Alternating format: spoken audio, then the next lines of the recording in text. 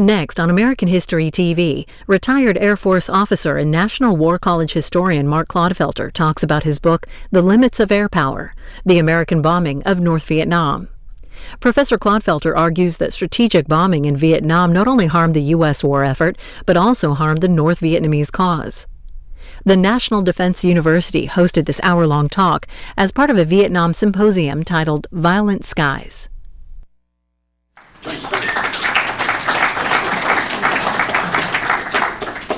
Well, good morning, everyone. I am Mark Clodfelter, professor at the National War College, and I'd like to welcome you guys to National Defense University.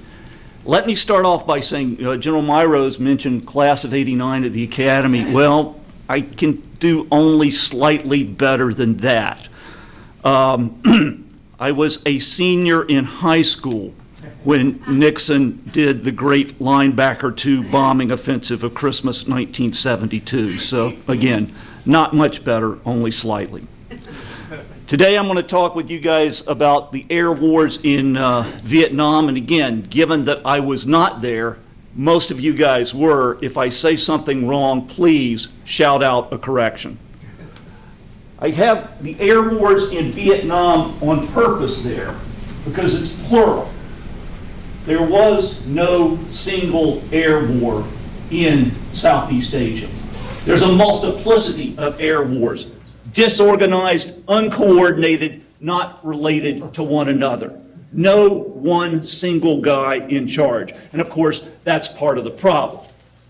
What I'm going to do with you guys is talk about the various air wars that existed there.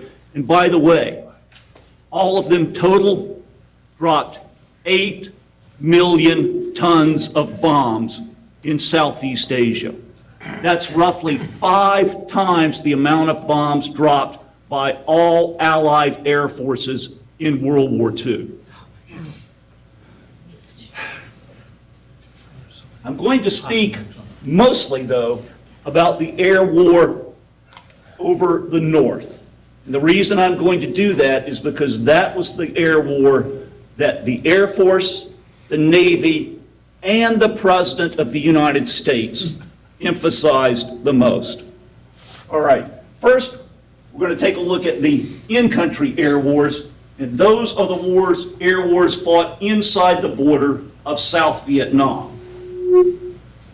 You have no less than 6 simultaneous air wars going on inside the border of South Vietnam. First of all, you have the air war conducted all over the South.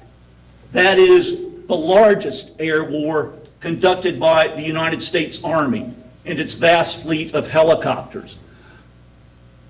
12,000 Army helicopters will serve in Vietnam over the South. 5,000 of them will be shot down. 2,200 air crew members who were pilots will be killed. A vast war that endures during the entire expanse of the Vietnam conflict. Secondly, you have the Marines air war over the South, conducted primarily here, just south of the demilitarized zone in the area known as I Corps. There you have Marine helicopters and also Marine fixed-wing aircraft. The third air war over the South, the Navy's air war, conducted from carriers stationed at Dixie Station here in the South China Sea, and also on occasion from carriers stationed at Yankee Station in the Gulf of Tonkin. There you'll have your A4s, your A6s, your F4s, primarily fixed-wing aircraft conducting that operation. In addition, you have your Air Force's fighter war over the South, controlled by 7th Air Force headquarters at Saigon, encompassing Air Force units throughout the South and also in Thailand. Many air bases there as well.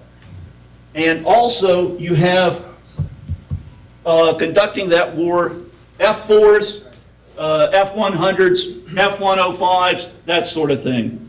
Now, that's not to be confused with the Air Force bomber war over the South. That's conducted by Air Force B-52s based at Utapao, Thailand, and also at Andersen Air Base, Guam, where they will fly 12-hour missions consisting of 2,000 miles.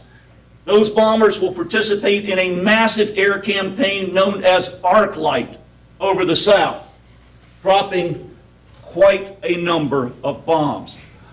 They will be controlled by, because they're part of the nuclear triad, the Joint Chiefs of Staff through SAC headquarters at Offutt Air Force Base in Omaha, Nebraska. That's at the start. Ultimately, control will be transferred to PACOM, Pacific Command, in Hawaii, Admiral U.S. Grant Sharp and then Admiral McCain. But then finally, it will be transferred to the MACV commander, Military Assistance Command Vietnam, your Army four-star general in Saigon. That will be General Westmoreland, followed by General Abrams. Note that they are never given control to the 7th Air Force commander or an Air Force commander here who would desperately like to have the B-52s so he could coordinate what is done with the fighters and the bombers together. No unity of command for the Air Force.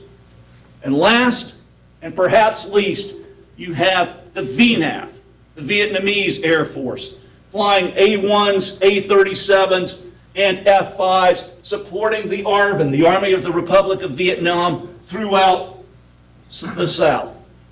All told, all together, those 6 air wars will drop 4 million tons of bombs on the country of our ally. Not exactly the best way to win so-called hearts and minds. Well, that is a quick overview of the air war, that's the in-country air war, that over the South. What about the out-country air wars, those outside the borders of South Vietnam, Laos, Cambodia, and the North? Well, Laos is actually the first air war that begins for the United States in combat operations. Lyndon Johnson authorizes the bombing of Laos in December 1964 in Operation Barrel Roll. That will be conducted up in the northern area of Laos against Pathet Lao forces supported by the North Vietnamese. Soon after, America begins true combat operations. In the spring of 1965, you'll have Operation Steel Tiger, attacking the highways and byways of the Ho Chi Minh Trail. You've got roughly 80,000 North Vietnamese troops along these highways and byways. They will be bringing equipment down from North Vietnam through Laos to the south. They will be under heavy attack. Finally, you have Operation Commando Hunt. Steel Tiger and Barrel Roll will go away during the Nixon administration. And again, giant numbers of bombs dropped on the Ho Chi Minh Trail during Commando Hunt. All total, for the air campaigns against Laos, 3 million tons of bombs dropped. You have as well the bombing of Cambodia, Nixon's secret air war from 1969 to 1970, where we will drop, in comparative terms, a pittance of bombs, 126,000 tons. That will be on Cambodia, North Vietnamese troops that are and equipment that's stationed in this area here. The operation is codenamed Menu, and it has 4 facets: breakfast, lunch, dinner, and snack. Nixon keeps the bombing secret because, well, technically Laos is a neutral nation. Even though Premier Nortam Sihanouk has asked him to bomb these areas, Nixon does not want to announce it because he's just been elected president as a peace candidate, and here he is expanding the war. So 2 sets of books are kept on the bombing of Cambodia. Then last but not least, from the standpoint again of the Air Force and the Navy, is the air war against North Vietnam. That is conducted by Navy fighters stationed here, Yankee Station in the Tonkin Gulf, Air Force fighters from 7th Air Force, largely from Thailand, some based in the South, and also a small number of Air Force B-52s. Lyndon Johnson's air war against the North is named Operation Rolling Thunder. Where does that come from? You guys have probably sung the hymn, How Great Thou Art. I see the stars, I hear the rolling thunder. The idea being that the thunder will ultimately roll from the DMZ north until it threatens the big cities of Hanoi and Haiphong. Richard Nixon's air campaign against the North is codenamed Linebacker. Why? Well, Nixon loved football. He played football in college, and Linebacker is a response to the North Vietnamese Easter Offensive launched at the end of March 1972. Well, what's the key player on a football team that's going to play defense? Nixon says it's the linebacker. So his operations are going to be called Linebackers 1 and Linebacker 2. That all takes place in 1972. 1 million bombs dropped on North Vietnam during the course of 1965 to 1972. All right. Because so much has been made about the ability of the air war against the North to so-called win the war, I'm going to focus the remainder of my remarks on that aspect of the conflict.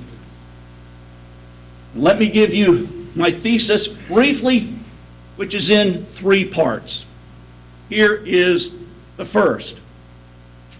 Strategic bombing is not a good idea in all types of war. That's a duh. That's water is wet. Let me go further than that.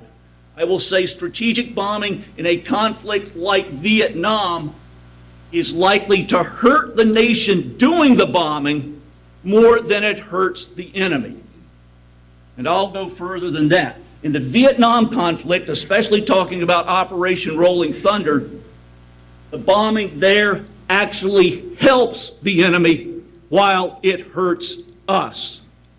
How could that be? Well, Ho Chi Minh knows we have strict political restrictions, rules of engagement. We're not going to kill very many people with the bombing we're doing because it's so tightly constrained. Yet, on occasion, we do kill people. Uncle Ho can point at it and go, look, the Americans are trying to kill you, and use it to bolster popular support for the North Vietnamese war effort.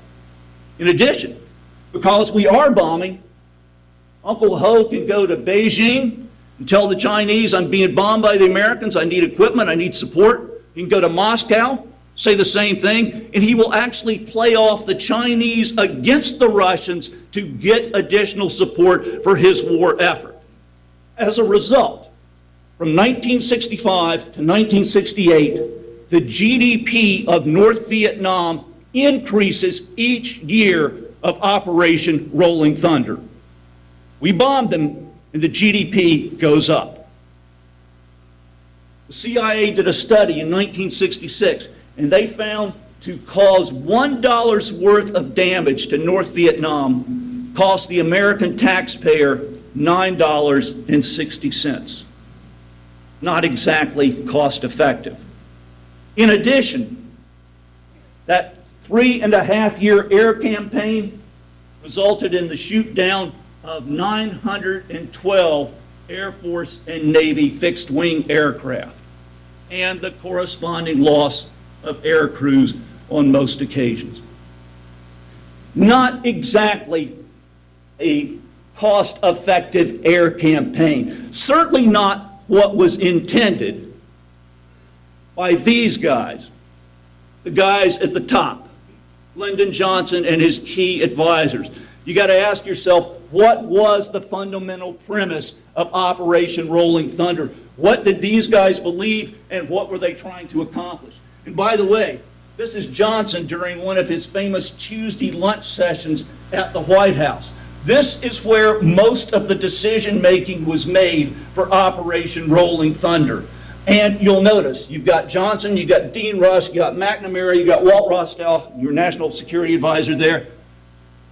Until October 1967, 2 years into the, 2.5 years actually into the war, you have no regular military attendee at the Tuesday lunch. Then General Buzz Wheeler, the chairman of the Joint Chiefs, will start to attend on a regular basis. But until that point in time, it's total civilian control, determining where we are going to bomb, what targets, and how effective they think it's going to be.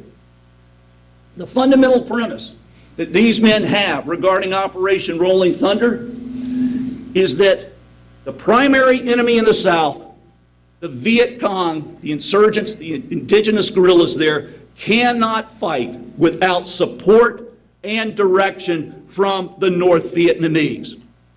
Thus, if you sever North Vietnam from the Viet Cong, we will achieve success. Now, these guys, they're not stupid. They know on the eve of the Tet Offensive, there in South Vietnam, you have a communist army of 300,000 men. 300,000. Of that total, 50,000 are NVA, North Vietnamese Army, and the remainder, the 250,000 left, they're the indigenous Viet Cong. The notion is, if you sever Hanoi, the North Vietnamese, from the Viet Cong, then you will achieve success, and Lyndon Johnson will achieve his desired political objective of an independent, stable, non-communist South Vietnam. By the way, you can do it with bombing, and it's cheap. You don't have to risk a great number of American men doing the job. Also, bombing can be like a spigot.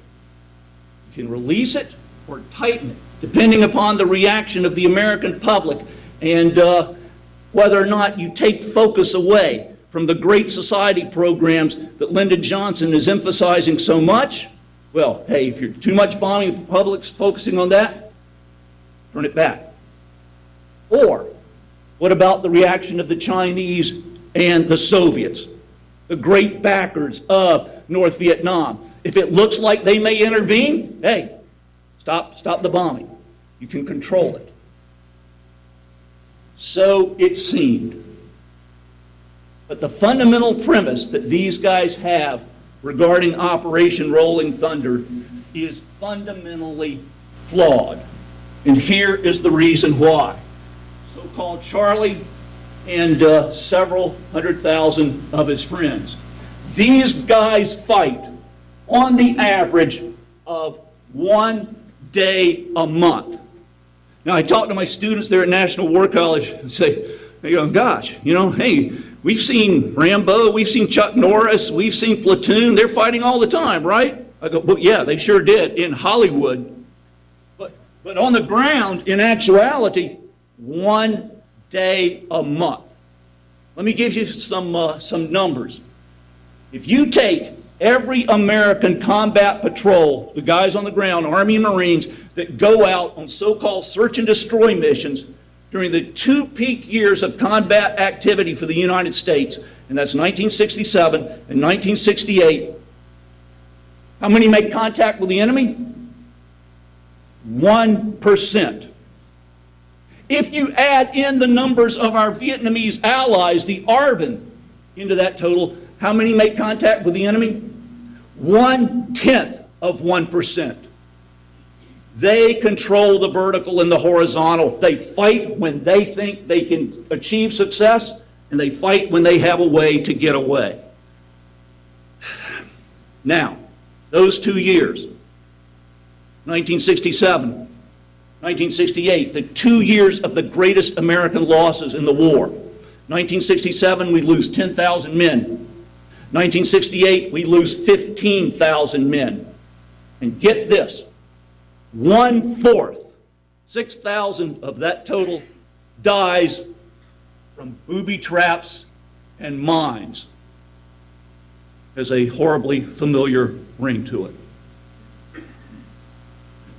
Because of their combat infrequency, These guys in the South, that's the NVA and the VC, need 34 tons of supply a day to keep fighting. That's the whole 300,000 man army there, 34 tons a day. Now that doesn't count food because they're getting food from inside the South, rice there. But mostly ammunition and medicine, that's what they need, 34 tons a day. Hey, how much would that be? If you take 7 2.5-ton trucks, 7, you can fill them up, you'd have 35 tons. And I don't care how much bombing you do of North Vietnam, you can do what Ronald Reagan said he wanted to do in 1966 when he was governor of California. Bomb it into a large parking lot. You can do that, but you cannot stop 7 truckloads of supplies from getting in on a daily basis. They'll come in through Laos, through Cambodia. Heck, you could bring it in on rowboats coming off the coast. So, I contend that the Viet Cong did not need the support provided by the North Vietnamese.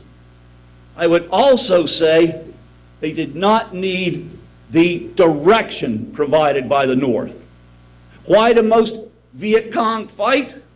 Because they hate and despise the regime there in Saigon. Pick your favorite South Vietnamese leader. Diem, Han, Qui, Chu.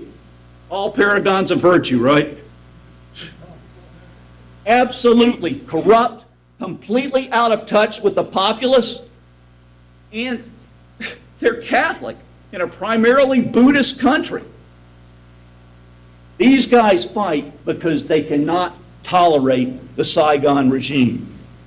You may be wondering then, well, why do we Americans support such a corrupt, out of touch regime? Well, the answer to that is simple. They're not communist. There are a lot of bad things, but they're not communist. And communism is the great evil we perceive at that point in time. If you were to get one book from the VC perspective on the war, it's Trong Nhu Thang's, it's called a Viet Cong memoir. This guy becomes Viet Cong Minister of Justice. He will tell you the reason he fought was because of the Saigon regime and the occupation of his country by Americans. That was the motivation he had. In fact, when he met with his NVA counterparts, they tried to re-educate the Viet Cong, and he had no love lost for the NVA. Once the NVA finally takes over there in 1975, many of your Viet Cong that are still around, they will go to re-education camps. So that's the first part of my thesis. The bombing in Rolling Thunder did not suit the character of the war that was then occurring. Here's the second part of my thesis, evaluating Rolling Thunder. I contend if Lyndon Johnson's political controls on the bombing had been removed, your American air commanders would have done it the same way that it was done. With one key exception, they would come back to me and say, hey, but you forgot this, so I will say it. They would have done it in 6 weeks instead of 3.5 years. But I would also say this, it would have made no difference. A great constraint on the bombing that America does in Vietnam is Air Force doctrine. The Air Force doctrine says if you destroy the industrial vital centers of an enemy, you will achieve victory. And that is what Air Force retired General Curtis LeMay meant when he wrote in the summer of 1965, what we should do is bomb North Vietnam into the Stone Age. Now, not that LeMay was one to shy from city bombing, but what he meant by that comment was exactly what he said. Take away the technological capabilities that the North has to wage modern war, and we will prevail. Well, May's not stupid, neither are American political leaders. They know that North Vietnam is, I don't know what, 2 or 3 bricks away from being in the Stone Age at that point in time. They know North Vietnam gets the bulk of its military hardware from China and the Soviet Union. In North Vietnam, you have, count them, 1 cement factory, 1 steel mill. Here you see Uncle Ho looking it over there at Tai Nguyen. And 7, count them, 7 electrical power plants. But the American mentality is, yes, that's true, but they don't want to lose this nascent industrial capability that they have. And thus, we can hold it hostage. We can threaten it, and we can make Uncle Ho back down. I mean, after all, Kurt LeMay's bombers and missile force had just made the Soviet Union the mightiest enemy we face on planet Earth back down in October 1962 during the Cuban Missile Crisis. And now, you're talking Ho Chi Minh, North Vietnam, which the president himself referred to as a raggedy-ass, fourth-rate pissant country. What's it going to take to make these guys back down? Maybe a couple of low passes, B-52s over Hanoi, and they ought to throw in the towel.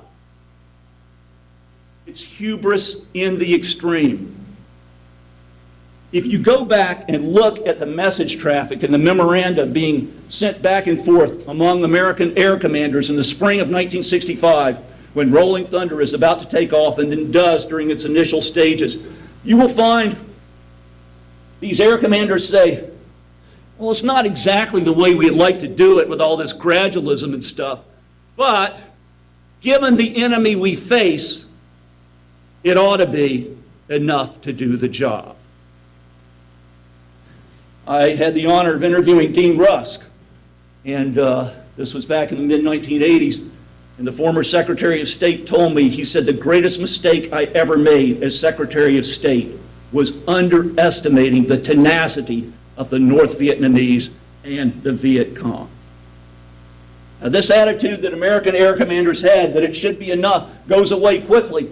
And by the summer of 1965, they are pushing hard for attacks on transportation, oil, electric power, industry, meager though it is. And yeah, we end up destroying all of that.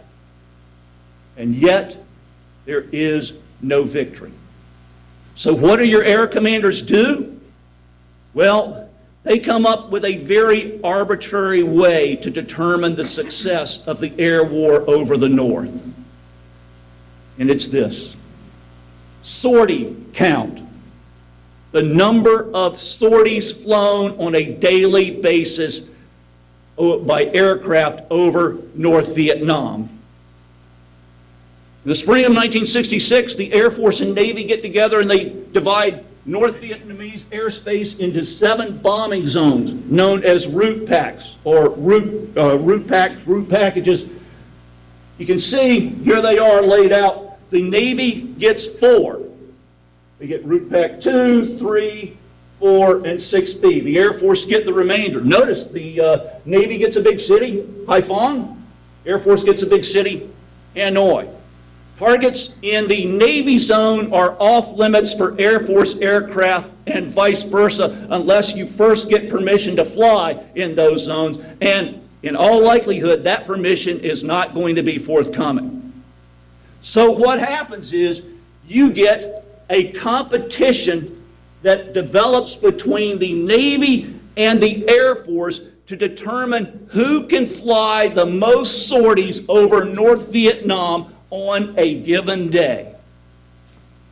If you were to attend, Spike Momeyer, 4-star Air Force general in charge of 7th Air Force in Saigon there in early 1967, if you were to attend his daily stand-up briefing in the morning, you would ask to see 2 slides that showed flying activity from the previous day.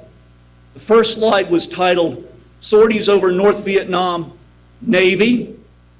And the second slide was titled Sorties Over North Vietnam Air Force. And if the second slide didn't have a higher total than the first, heads rolled. Here you see the toughest target in North Vietnam. This is the Tan Hoa Bridge, a rail bridge. We tried to bomb it. We sent 700 sorties against the Tan Hoa Bridge during Operation Rolling Thunder. Never put it down. I had a Navy A-4 pilot tell me that he had, on a particular day, he had a mission of attacking the Tan Hoa Bridge. And he's out doing the walk around of his airplane, and he looks under the wings and he goes, "That's odd." He goes up to his crew chief and says, you guys usually do pretty good work, but today you forgot to put bombs on my airplane. The crew chief pulls out his clipboard and looks at it and goes, "Sorry, sir, we don't have any bombs for your aircraft." He goes, "What do you mean you don't have any bombs for my aircraft? My mission's at Tan Hoa Bridge. Where are the bombs?" Crew chief says, "Don't have any." Pilot goes running in the tower, hunts down the CAG, goes up to him and says, "Sir, what's my mission for today?" CAG looks at him and says, "Tan Hoa Bridge." He goes, "Sir, are you aware that there's no bombs on my aircraft?" CAG looks at him and says, "Yep." He goes, "Sir, what am I supposed to do?" He said he looked at me dead in the eyes and said, "Strafe it." He said, so I took off, survived the catapult, made it to Tan Hoa, survived the AAA and SAMs, and I fired my 20-millimeter cannon all up and down the expanse of the Tan Hoa Bridge. It was like firing a BB gun at a wrought iron fence. Came back, landed, and as a result of his action, the Navy sortie total went up by 1 that day. There are 3 great controls you can have on an air campaign. I'd say one of them is operational, enemy defenses, weather, that sort of thing. You also certainly can have political controls, and goodness knows Rolling Thunder had enough of those. But you can have military controls as well. Any one of the 3 can wreck an air campaign. Rolling Thunder had all 3. Here's the third part of my thesis. Nixon's Air War, conducted in 1972. When I was a cadet at the Air Force Academy there in the mid-70s, I was told, hey, if we had done it the way Nixon did it in December of 1972, bringing the B-52s in, bombing for 11 days straight there, we could have ended the daggone thing in 1965. Wouldn't have had to go through what we went through. I thought, wow, these guys were there. They were pilots. They got shot at. They know.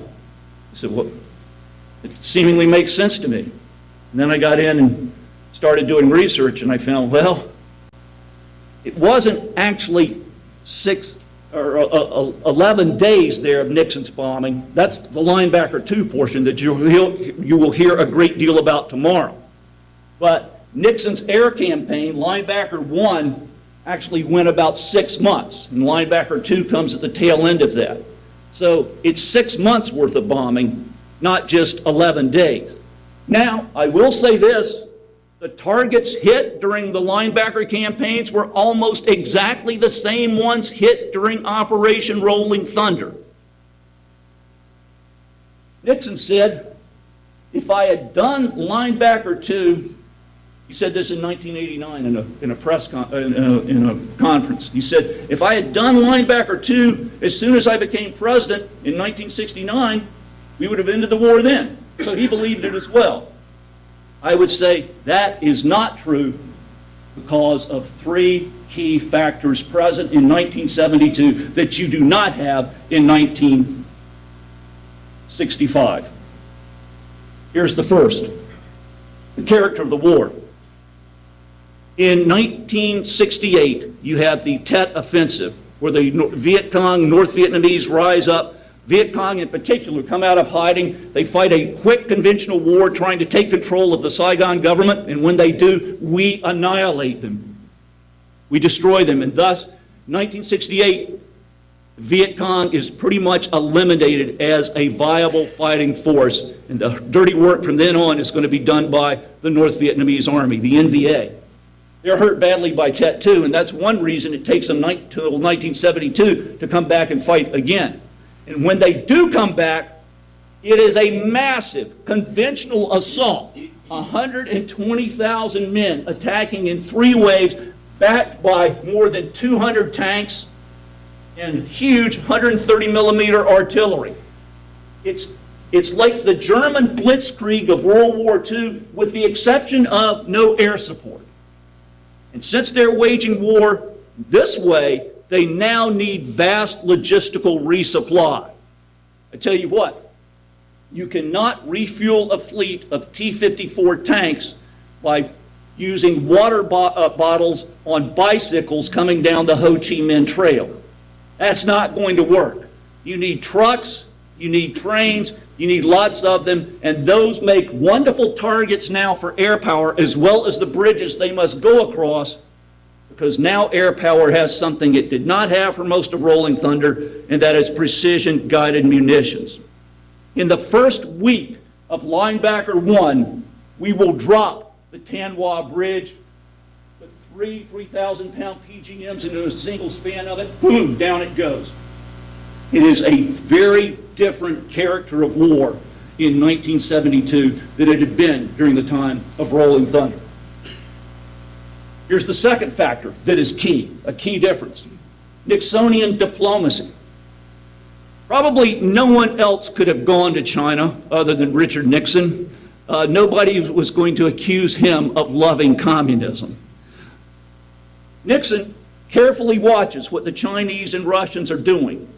In 1969, they wage a savage border war along their common frontier in Mongolia. By 1971, they've got 1 million men each, backed by nukes staring each other down. Nixon says, I think I can take an advantage of this situation. In February of 1972, he goes to Beijing. In May of 1972, he goes to Moscow. In Beijing, he gives the Chinese the promise of diplomatic recognition. Remember, at that time, China's not even a part of the UN. In Moscow, he gives the Russians promise of American grain. The Russians have had a disastrous harvest. They desperately need that. And with Leonid Brezhnev there, he signed SALT I, the Strategic Arms Limitation Treaty that helps to cut back the nuclear arms race. His price for doing this? A free hand in dealing with North Vietnam. And he gets that from both the Chinese and the Soviets. And finally, what is Richard Nixon fighting for? Lyndon Johnson, his predecessor, fought for a stable, non-communist South Vietnam. Nixon fighting for that? No. Nixon's fighting for what he calls peace with honor, which is a euphemism for America getting the heck out of Vietnam with its POWs and not having the South fall in the immediate aftermath of American withdrawal. In Nixon's own words, we were fighting for a decent interval for South Vietnam. That political objective is infinitely easier to achieve with any form of military power than what Lyndon Johnson was after. Well, the United States Air Force will focus on those 11 days at the end of the war and say, hey, North Vietnamese signed the Paris Peace Accords less than a month later, and thus Linebacker 2 vindicated what our doctrine said. And thus, strategic bombing is the key war-winning element of American air power. With the continued advancement of precision-guided munitions, and now the new strategic bomber in the form of a drone, not only have Air Force officers endorsed that viewpoint, but so too have the last 4 presidents of the United States, including the current individual. But that's an argument for a different day. For us, what did air power in Vietnam show? To be effective, you've got to be able to determine the type of war an enemy is fighting. You've got to know the nature of the conflict, or the nature of the enemy. You've got to know the nature of the combat environment. And then last, but certainly not least, you have to understand whether or not air power will match up with the political objectives you have. And as it says at the bottom, those conditions rarely occurred in Vietnam. Thank you.